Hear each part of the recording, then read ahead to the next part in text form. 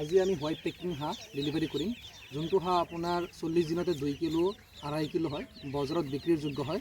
সেইটো হাঁহ আজি আমি ডেলিভাৰী কৰিম। এইবিলাক হাঁহৰ পোৱালি 5-6 দিনৰ পোৱালি, ঠিক আছে। এইবিলাক আমি আজি ডেলিভাৰী কৰি আছোঁ। যদি কোনোবা লাগে যোগাযোগ কৰিব। হৈছে আমাৰ হোৱাইট পেকিং হাঁহৰ পোৱালি, এ গ্ৰেড হাঁহৰ পোৱালি, ঠিক আছে। যদি কোনোবা লাগে যোগাযোগ কৰিব। আমি all over north east delivery কৰোঁ। তাৰ লগতে বৰপেটা টু গুৱাহাটী আমি কেছ অন ডেলিভাৰী কৰোঁ। সকলোতে সপ্তাহত 2 বাৰ কেছ অন ডেলিভাৰী আমাৰ গাড়ী যায়, আমাৰ ওন গাড়ী যায়। সেইটো গাড়ীত আমি কেছ অন ডেলিভাৰী কৰোঁ।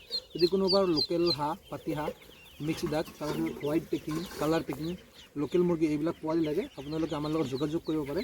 আমি অল ওভাৰ নৰ্থ ইষ্ট আমি পেইড ডেলিভাৰী কৰোঁ। তাৰ লগতে গুৱাহাটীত আমি কেছ অন ডেলিভাৰী কৰোঁ। আৰু এটা কথা, যেতিয়া আপোনালোকে পে'মেণ্ট কৰিব, পে'মেণ্টটো কি হয়, আমি লগে লগে এটা বিল দিওঁ, ঠিক আছে। বিল দিয়াৰ পিছতে আপোনালোকে যদি মাল লয়, মালটো ছাপোজ বাছত যাই মৰিলে, তেতিয়া আমি সেইটো ৰিফাণ্ড আপোনালোকে লগে লগে পাই যায়। বাছ আপোনালোকে এটা ভিডিঅ' দিব লাগে যে মালটো বাছত মৰিছে, সেইটো লৈ আপোনালোকৰ টেনশ্যন নাথাকে। সকলোবোৰ বস্তু আপোনালোকৰ পেইড ডেলিভাৰী পাই যায়, লগতে কেছ অন ডেলিভাৰী গুৱাহাটীত পাই যায়। আৰু এইখিনি হৈছে পেকিং কৰি দিয়া হোৱাইট পেকিং হাঁহৰ পোৱালি। মোটামুটি ইয়াতে 150 মান হোৱাইট পেকিং হাঁহৰ পোৱালি আছে। এইখিনি পেকিং কৰি আপোনালোকক দেখাই আছোঁ যে এনেকুৱা এ গ্ৰেড কোৱালিটিৰ হাঁহৰ পোৱালি আমি ডেলিভাৰী কৰোঁ।